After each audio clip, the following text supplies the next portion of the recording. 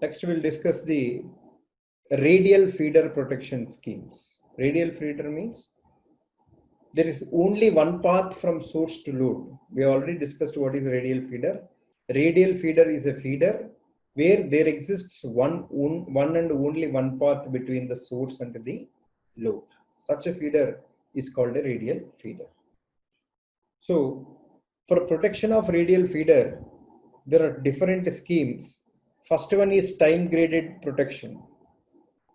So here, if you can observe in the figure, the source, this is the source. From source, suppose this is load of town 1. This is here at bus bar 3, town 2 load is connected.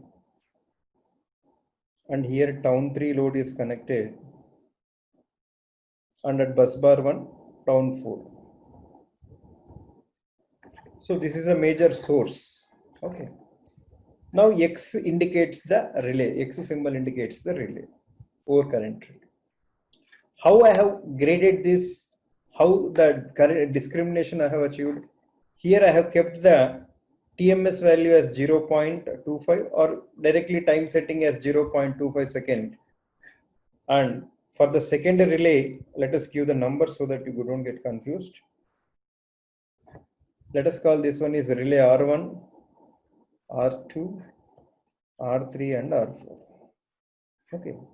So relay R1, you have set the timing as 0.25 second. Relay R2 as 0.5 second. R3 1 second and R4 1.5 second. So here, as you move towards the source, your time setting value are increasing. Okay. Why? Because if the fault occurs here, so who should clear the fault? Relay R1 should trip. Why? Because relay R, the fault current will flow through all the relays. Because if the fault occurs here, how the fault current will flow? Fault current will be flowing through all the relays and then it will go to the fault. So all the relays will see the fault current. But however, to ensure maximum reliability, what we should do, if the fault is cleared by this relay R1, what will happen? The town 3, town 2, town 1 people will get continuous supply. Only town 4 will get affected. That's why this is the advantage of time grading system. Suppose if fault occurs here, the fault occurs here, the fault current will be seen by all R4, R3 and R2. But however, since the operating time of relay R2 is less, so who will clear the fault? R2 will clear the fault and the town 2 and town 1 will get the continuous power supply. So that is the advantage of the time graded system. But the disadvantage is that we know that the severity of fault increases as we move towards the source. That means if fault is occurring closer to the source, the fault severity will be more. But in this system, in this time grading system, the fault is becoming closer to the source, the operating time is more. That means most severe fault, the severe fault is taking more time to clear. The severe fault is taking more time to clear. Actually, it should be opposite. It should be opposite. Why? Because severe is the fault current, greater will be the damage to the equipment. Okay. So in time graded protection, you can see the relays that are far away from the source will take minimum time, and the relays that are closer to the source will take more time to clear the fault. That is the major disadvantage. Okay. Advantage is that because of this time grading, the fault is cleared by that local relay which acts faster, and we are ensuring the reliable supply to the other customers. So to implement this scheme, we use definite minimum time relays. And as we move towards the source, the operating time increases. The main disadvantage of this method of discrimination is that longest fault clearing time occurs for this section closest to the power source where the fault MVA is more. That means more severe fault will take more time to clear, which is a disadvantage. And it is difficult to coordinate and requires changes when load increases. Whenever the load on the system increases, again we have to do the relay coordination. Again we have to tune the time settings accordingly. So every time that when there is a additional load that is coming on the radial feeder, we have to tune all the TMS settings to get the proper discrimination. So this is not suitable for long transmission lines which require rapid fault clearing for stability reasons. This scheme cannot be used for long feeders. Why? Because of stability considerations, the fault clearing time should be minimum for more severe fault. The next scheme is current graded protection. The next scheme is current graded protection. Here, so here the operating time of all the relays is same. Operating time is all the relays same. Why? Because we use the instantaneous overcurrent relays, so there is no TMS feature. Here what we do is we increase the current setting values. So for the first relay, we keep the current setting as say 75%. So here current setting will become 100%. Here current setting will become 125%, and here current setting is say 150%. So practically we are increasing the pickup value. So here the pickup current is say for this pickup value is 7.5 ampere for this relay. Here the pickup current will become 10 ampere. Here the pickup current will become 12.5 ampere. Here pickup current will become 15 ampere. So operating time is same for each relay, but we are increasing the pickup currents. We are increasing the pickup currents, assuming that the severity of fault increases as we move towards the source. That is the object, to overcome the disadvantage of time graded system. But what happens is that the proper discrimination we cannot achieve. Proper discrimination we cannot achieve because here what we are assuming that the fault impedance values are substantially decreasing as we move towards the source. What we are assuming that the fault impedance, that is impedance from source to fault point, is substantially decreasing as we move towards the source. But that doesn't happen. Feeder impedance will be negligibly small. So even if you add both of them or add three of them, the impedance seen will be more or less 10 to 20% differences there. So you cannot get the exact discrimination. For example, if I tell you, if a LG fault occurs here, the fault current will be carried by all this one. So all the relays will sense the fault current. Let us assume the fault current is, in terms of secondary, I am telling you, primary fault current will be very high. So secondary fault current, let us assume it is 8 ampere. That means the fault current seen by the relay is 8 ampere. So who will clear the fault? R1 will clear the fault. R1 will clear the fault. Well and good. All other towns will get reliable supply. No issue. Suppose if a three-phase fault occurs here, instead of LG, if a three-phase fault occurs, the fault current will be greater. Here fault current, let us assume it is 16 ampere. For a three-phase fault, the fault current is, in terms of secondary, it is 16 ampere. Then what will happen? First this fellow will trip. That means all the relays will trip because it exceeds the pickup value of all the relays. So instantaneously all R1, R2, R3 and R4 will trip. All of them will trip. Because it is impossible to get the discrimination based on current settings or pickup values for all types of faults. You can, because it should clear LG fault, LL fault, triple L fault, triple LG fault. Every fault it should clear. For all four faults, we cannot get the exact current discrimination, which is impossible. Mainly suffers selectivity issues, it is difficult to achieve discrimination using current grading. Practical example I have told you. Okay. Have you understood, gentlemen? Actually, small doubt, sir. Yes. So in both the type of protection, only the type of relay used differ, right, sir? The scheme Yes. will not differ, right, sir? No, there the current setting is same. Here, current setting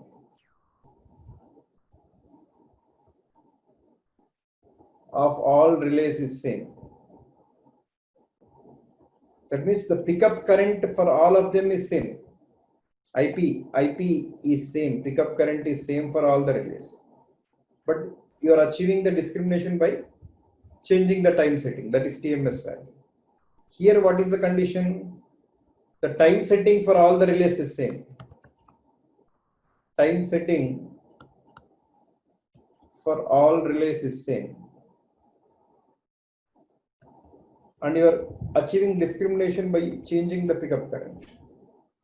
Understand? Okay, sir. Okay. So to overcome the difficulty, what we do both. We grade the times as well as we grade the pickup current. So in the first case, we used definite minimum time relays where you cannot change the current setting. In the second case, we used the instantaneous overcurrent relays where you don't have the TMS feature. In the third case, where you require both time and current graded protection, we are using IDMT relays. So if a question comes, for a time current graded system, which type of overcurrent relay should be used? IDMT relay should be used. Here, what is the scheme? So here what I shall do is, I will gradually change the TMS setting 0.2 and current setting is 75%. Here I will keep TMS setting as 0.4, current setting as 100%. TMS setting is 0.6, current setting is 125%. TMS setting is 0.8, current setting is 150%. That means I am grading both time as well as current. So in this fashion, what happens? What will happen? Here, that most of the disadvantages in other two scenarios will be overcome. Okay, because the IDMT curve, if you can observe, so this is IDMT is different in curve. So if your severity of fault current is more, then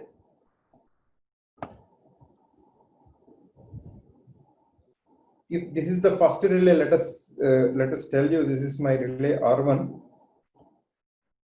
R2 and R3, just for your understanding, you take in this fashion.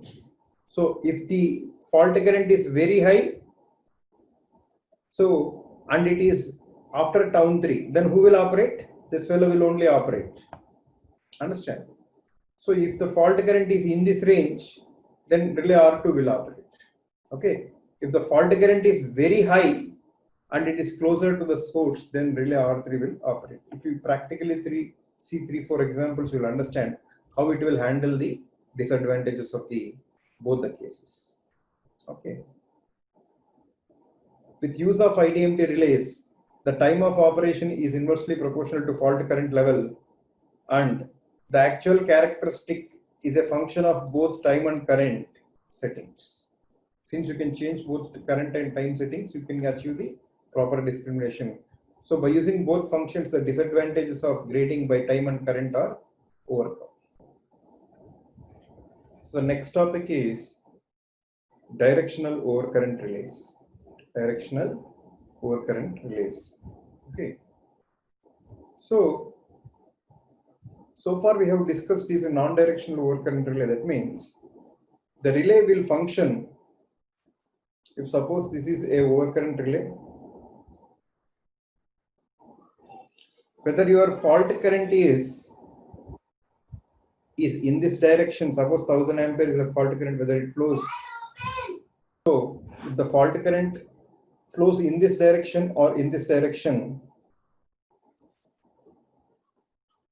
the relay will operate. The overcurrent relay will operate. It does not discriminate between the fault current direction. It can be in the forward or in the reverse direction. The overcurrent, non-directional overcurrent relay will operate. Non-directional overcurrent relay will operate. What is the symbol that we generally use for non-directional overcurrent relay? Is double-sided arrow.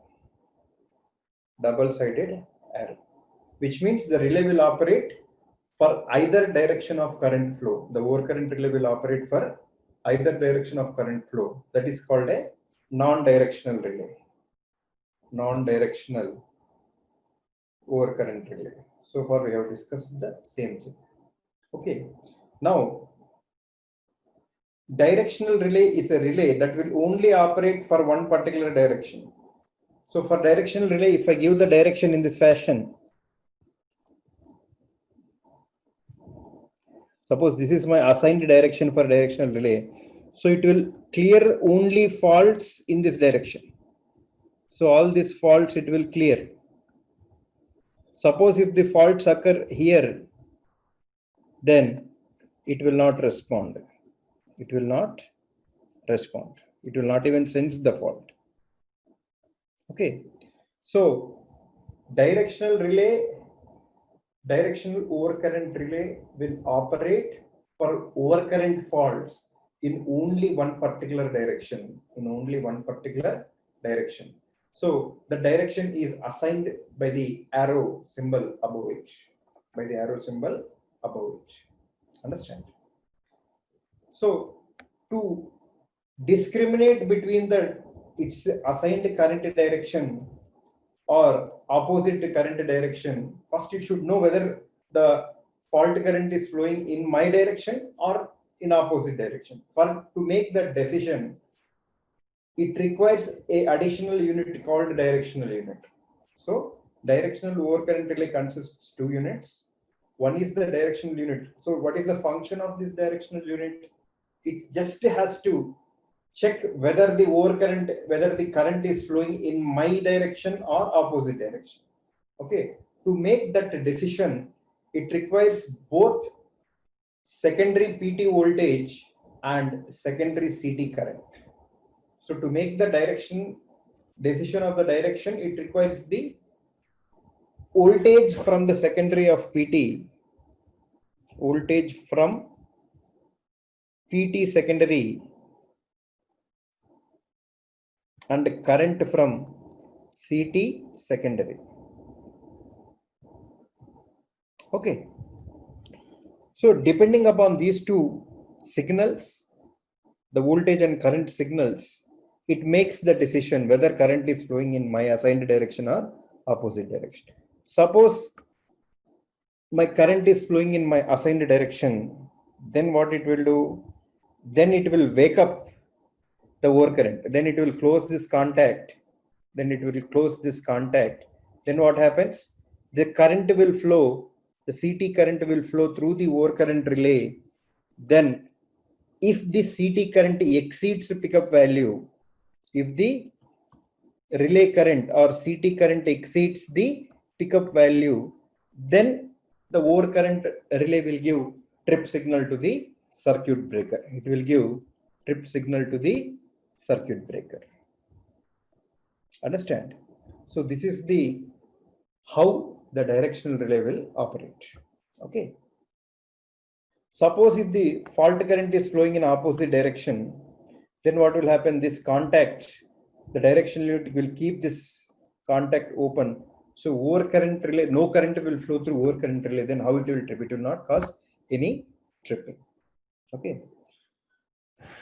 So the second point, as you can see, the directional unit requires both PT and CT signals to decide on the direction of current,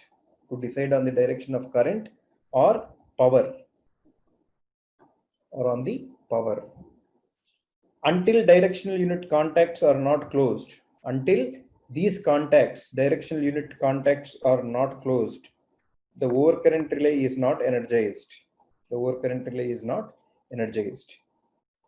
So where we have to use directional relays, if in the circuit to be protected, if there is a proper discrimination between the fault current and normal current, then we have to use the directional relays. If fault current direction and normal current direction are opposite at a particular location, then you use the directional relays. Okay. In the circuit to be protected, if there is no discrimination between the fault current and normal current, then use non-directional relays. Then use non-directional relays. That is the point. Why? Because in non-directional overcurrent relays, you have only one unit. So non-directional overcurrent relays are cheaper. Why? Because they only require one unit, whereas directional overcurrent relays are expensive and big. Expensive and big.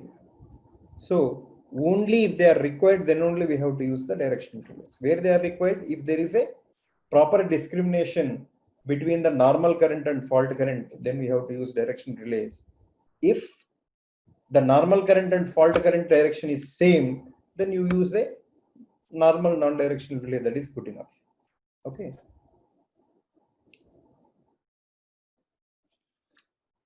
The next topic is, what is the torque in a directional relay? The torque in a directional relay is given by,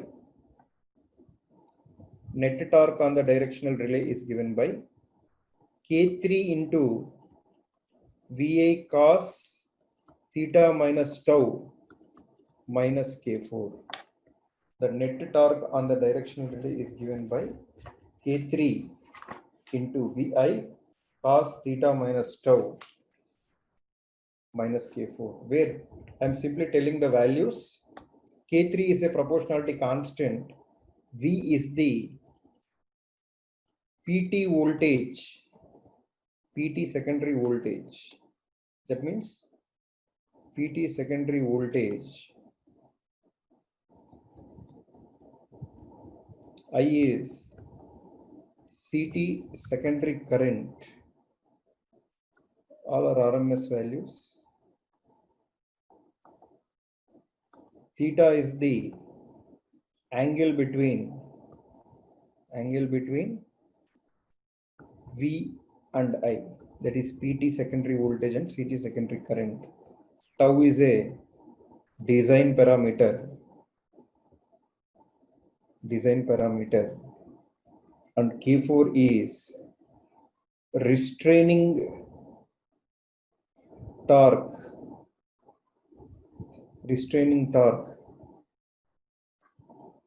That means opposing torque provided by any element or any spring or whatever it is, depending upon the construction type we have.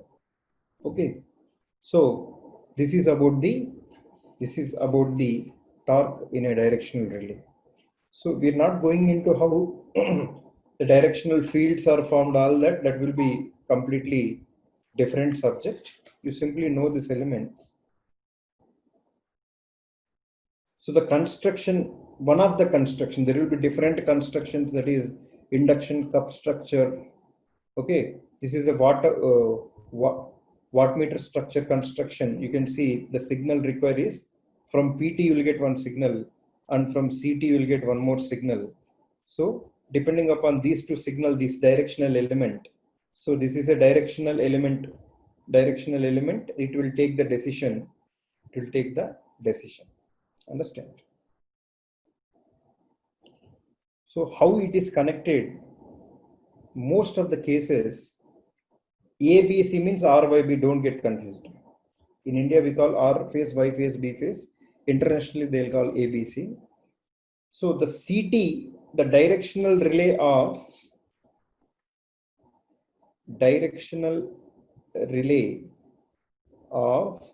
R phase the CT is connected in R phase. The CT is connected in R phase. The PT is getting from the other two phases. The PT signal you are getting it from the other two phases. That means the directional relay R phase will get voltage. This voltage you are getting is VYB. We'll write in this one, you will understand. The current you are getting is R phase current. The voltage you are getting is VYB. Similarly, if you go for Y phase directional relay, current will be from the same phase, Y phase. Voltage will be VBR. And similarly, this I. Okay, I'm writing here. B phase directional relay will have current from B phase and voltage from RY. Okay. Why we'll discuss in the coming slides. This is how the scheme is developed. This is how the scheme is developed. Okay.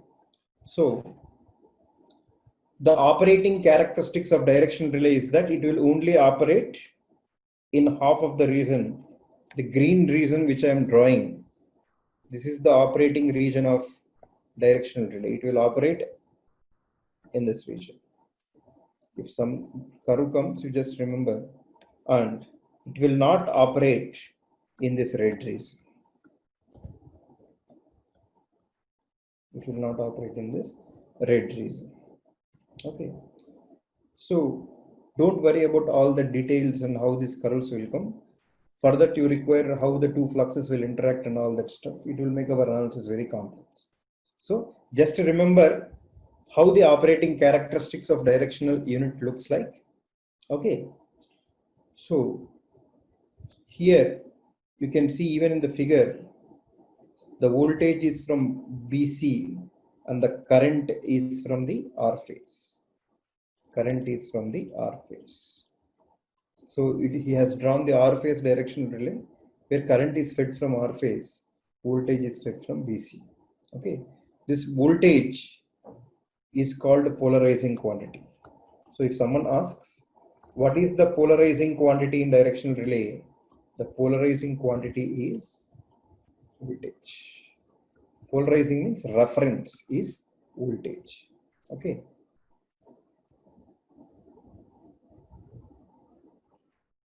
So now, where we apply the directional relays, where the directional relays are to be applied. The first application is protection of generator against loss of prime mover. Protection of generator against the loss of prime mover. Suppose if we take a generator, this generator is connected to say some load or infinite bus bar. So this is the excitation.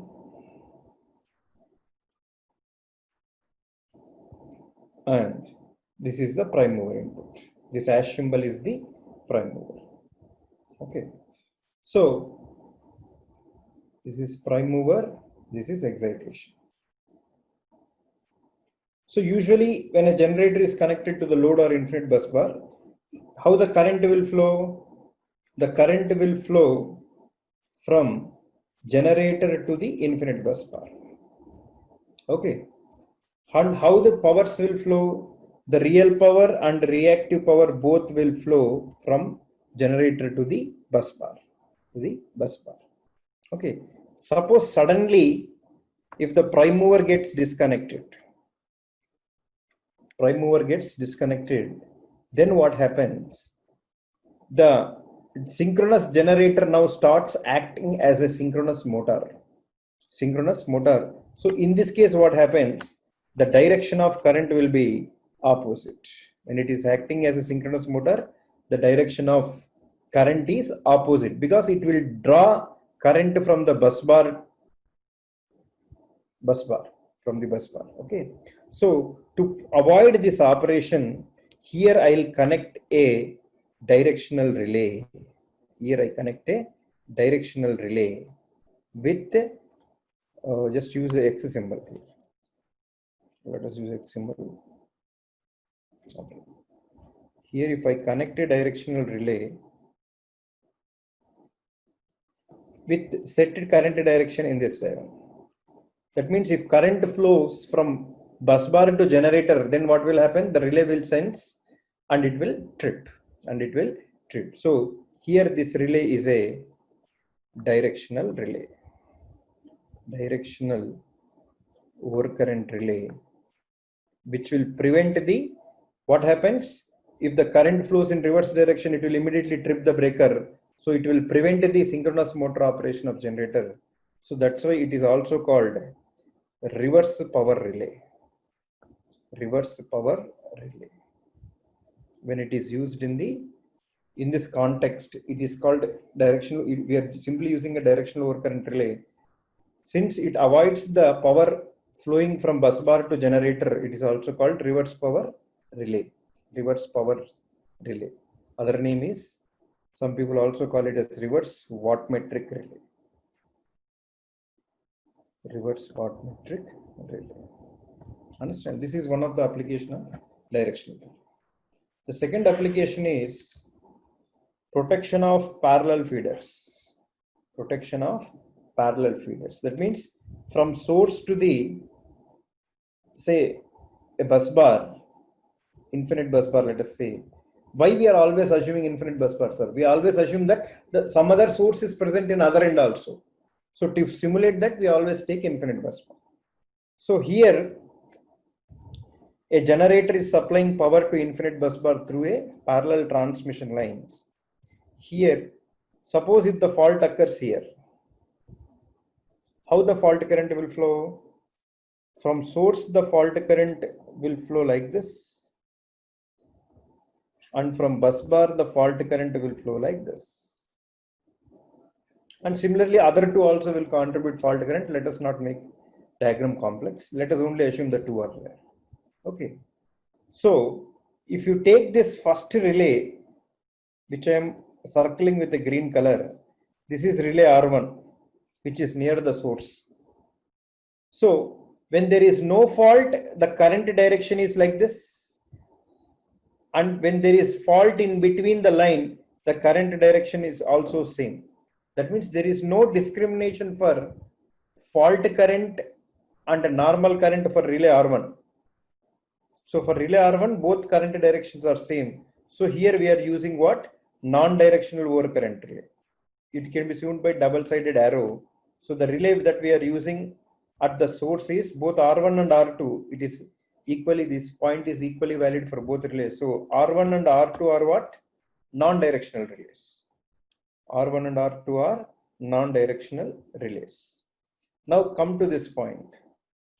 So under healthy conditions, how the current will flow in relay R3? In this direction, green color. Even in R4, in healthy, that means in normal conditions, the current will flow in the forward direction. But whenever there is fault in between transmission line, because the zone of these two relays is what? Always remember what is the zone concept. The zone of this relay is this complete transmission line. So if the fault occurs in between these two relays, then how the relay R3 current will be? Relay R3 current will be opposite to normal current direction. Even in relay R4, the current is opposite to normal current direction. So there is a clear-cut discrimination between fault current and normal current. So here we use the directional relays. Directional relays, that is our R3 and R4 are directional relays. You have to set the direction of directional relay in the fault current direction. In the fault current direction. In the fault current direction. Okay. So here R1 and R2 are non-directional relays. R1 and R2 are non-directional relays, whereas R3 and R4 are directional relays. Directional relays. So directional relays are used at the load end in the parallel feeders. Understood, gentlemen? How the total fault current will flow? Some current will flow like this. Yes, Okay. sir. Some other current will flow like this. Yes, sir. Okay. Now you see I am using other color to how the current will flow. From this bus bar, again this current will come and it will flow like this. Can't it flow? Yes. Yes, it will flow. Okay. And even so, definitely all the relays will see fault currents. Definitely all the relays will see the fault current. So whatever the current, the total current coming from this bus bar, some fault current will flow in this path and some other fault current will flow in this path. Okay. Okay, sir. So Then which relay will first trip, sir? Actually, R1 or R3? so ideally the fault should be cleared by R3 and R1 so that the other at least half of the line is intact. So engineer should keep the setting such that he will clear the fault. Suppose if these two are open, then the fault is isolated, isn't it? Yes. If you cut this and this, the short circuit is isolated. So ideally R1 and R3 should clear the fault. Okay, sir. Okay. So for where you have to keep a directional relay and where you have to keep a non-directional relay. The next application is protection of ring main distribution system. So in the ring main distribution system also, suppose this is the source and loads are connected at all other buses, that is bus B, bus C and bus D. Okay, so the total protection for this ring main system can be achieved by 8 relays. You require 8 relays. Out of these 8 relays, the relay number 1 and 8 that are connected near to the source, 1 and 8 are non-directional relays.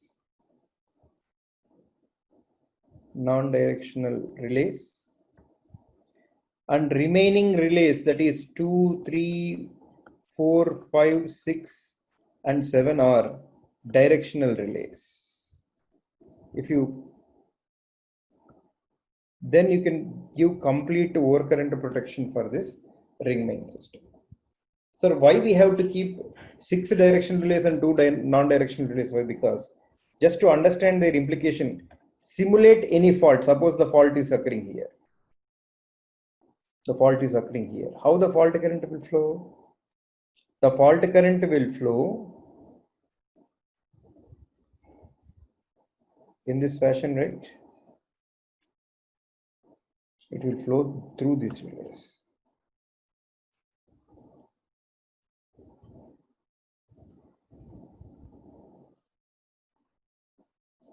So till this point.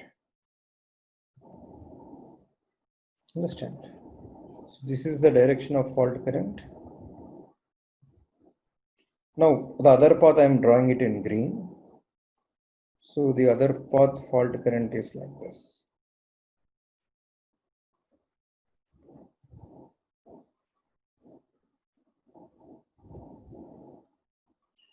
Understand?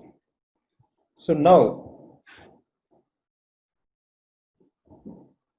this relay 3 and relay 4 should clear the fault.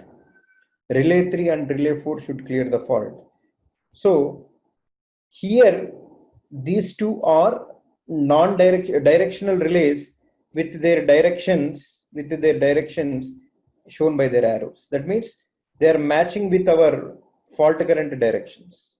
So both these relays will trip. See, every relay is seeing the fault current, but however only 3 and 4 should trip first and clear the fault. So for them to clear, they should be directional in nature. Okay. If you keep non-directional, what will happen? If you keep non-directional here, see, here which relays will not sense the fault, you observe. Relay 7 will not see any fault. Relay 5 will not see any fault. And relay 2 will not see any fault. Okay. So since these 3 relays cannot see, because the fault is in the opposite direction, so they will not sense the fault, so they will not at all trip. So now if you can discriminate relay 6, relay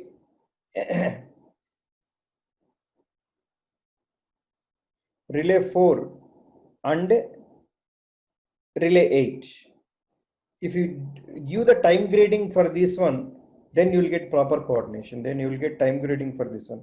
Otherwise, if you make everything non-directional, your time grading will be very difficult. Time grading will be very difficult. So most of the relays will try to trip the fault. So most of the loads will be disconnected. That will be the disadvantages. So you remember, for protection of ring main system, we require 2 non-directional relays and 6 directional relays. 6 directional relays. So the fault occurs in any of the branch, it will be cleared. It will be cleared with this scheme. With this scheme. Understand? So conclusions on the choice of directional relays. So what are the concluding remarks? If the fault current direction and normal current direction are same, if the fault current direction and normal current direction are same, then use non-directional relay. Then use non-directional relay. If the fault current direction and a normal current direction are opposite at a particular location, then use non-directional relay. Then use directional relay. Okay. Sir, a small doubt, sir, but actually a fault current can flow in any direction, right, sir? How can we predict the fault current direction?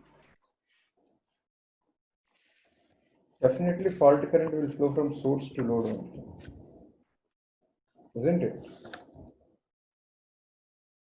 I'll explain you in the next examples. Once we discuss few examples, you'll understand it. So if the fault current direction and normal current direction at a particular location, be very careful. At a particular location, changes from one location to other location. So if the fault current direction and normal current direction at a particular location are same, then you use only non-directional relay at that particular location. If fault current direction and normal current direction are opposite at a particular location, then you use directional relay in the fault current direction. So usually non-directional relays are used at sources, near to the sources, and directional relays are used near to the loads. Okay. So we'll take 2 examples and close this session. Okay, I'm giving the names R1, R2, R3, R4, R5, R6, R7 and R8. The question is, what relays are directional and what relays are non-directional? Okay. So simple technique is, first you have to divide everything into zones. Everything you have to design. Suppose this is my one zone. Relay R1 and R2. Zone is this one. What is their primary responsibility? If the fault occurs in this line, R1 and R2 should trip. Any doubt? So you first divide everything into zones. And exactly in the middle of that zone, you simulate the fault. Suppose the short circuit fault occurred here. Okay. Now, what are the fault current directions? Relay R1 will carry fault current in this direction. Relay R2 will carry fault current in this direction. Okay. Before fault, when the system is healthy without any fault, what are the normal current directions of the relay R1? Relay R1 will supply current in this direction to infinite bus bar. Even relay R2 will also carry current in this direction because it is now feeding current to the infinite bus bar. So, for whatever relay, both directions are same. That is, fault current direction and healthy current direction both are same. Then you use a non-directional back. So again, first you divide the scheme into a zone, and exactly in the middle of that zone, you create a fault. You simulate the fault. Okay. Now you will get how the fault currents directions in that particular relay. When before fault also, how the healthy currents will flow, you will get the directions. So for a relay, if both directions are same, that is normal current direction and fault current direction is same, that relay should be non-directional. So here relay R1 is what? Non-directional. Non-directional. Whereas relay R2 is directional, because here the normal current direction, that is healthy current direction, and fault current directions are opposite. So relay R2 is a directional relay. Understand? So that is a technique to identify what relays we have to keep at particular location. Now with this same concept, tell me the properties of other relays, R3 and R4, tell me.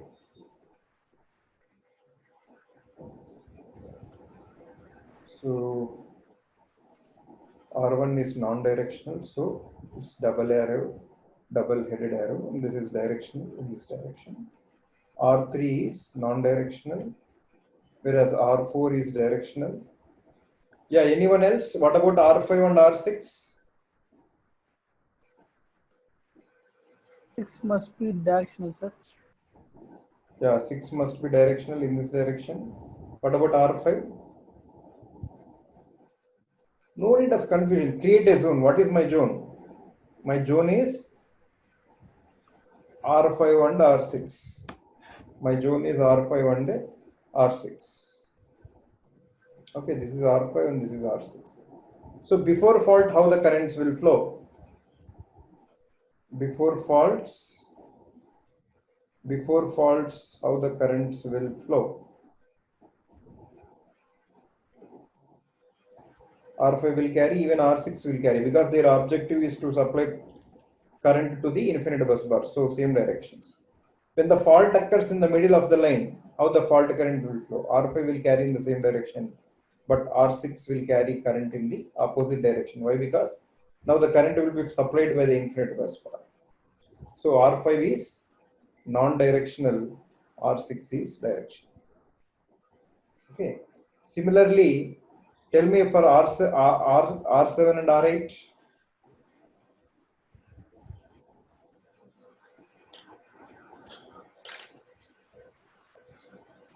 R7 is directional, non-directional. R8 should be directional in this fashion. Okay. So, and directional relays are R2, R4, R6 and R8. They are directional relays. Understand? Yes, sir. I'll give you one last problem. R8, R9, R10. First decide about R1, R2. Directional, sir. Which is directional?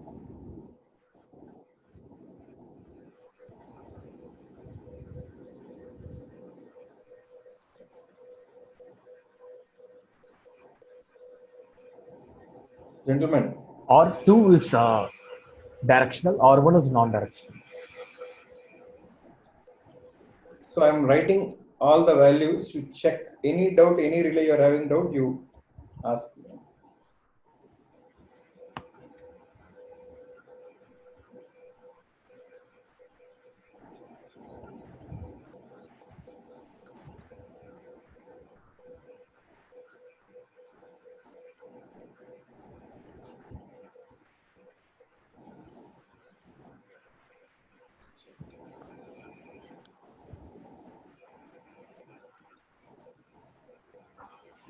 So these are the properties of all the relays.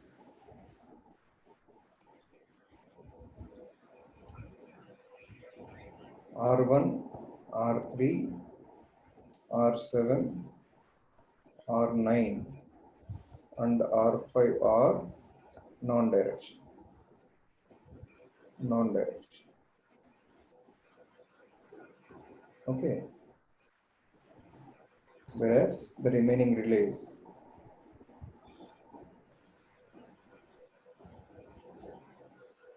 R2, R4, R8, R10 and R6 are directional relays.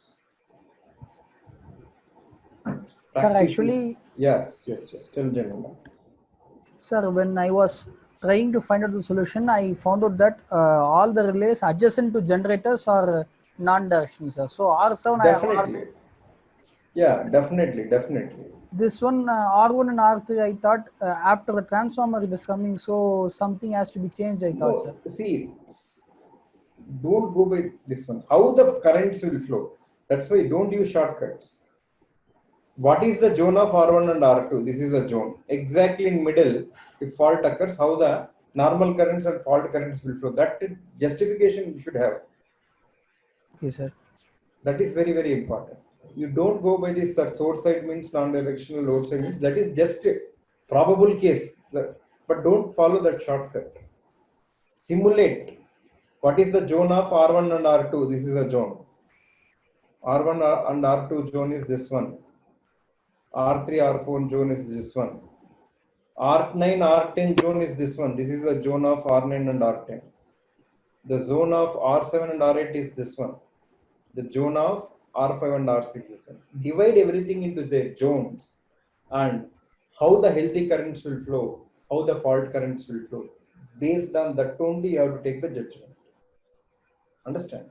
Okay, sir. That should be the logic. Sir, Yes.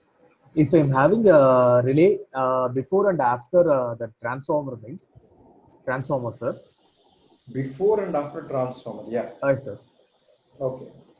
And if a fault occurs between that R1 and where if a fault occurs between that between R1 and between the relay in a transformer, what will happen, sir? What will be the nature of R1? Now tell me where we are keeping the relay. Here one relay, Yes, sir. one more In the relay. secondary of the transformer, another relay is kept. Okay. And if some fault is occurring between this R1 and this secondary relay, what will be the nature of R1? R1 and second relay. Here the fault is there, right? Yes, sir. Okay. Now the zone for this one is both generator and you divide this into zone.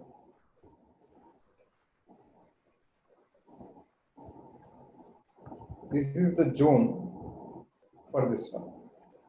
Okay.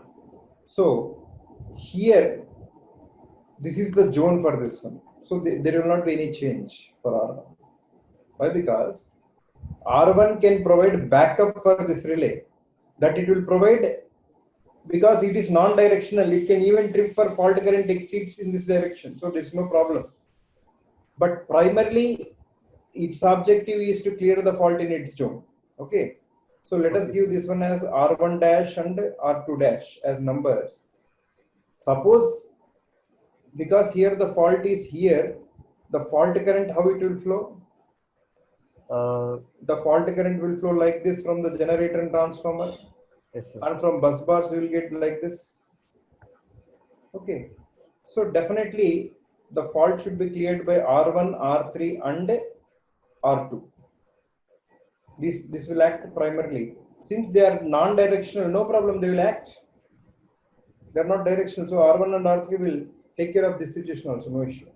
Okay, sir. And that case also both R1 and R3 are non-directional. So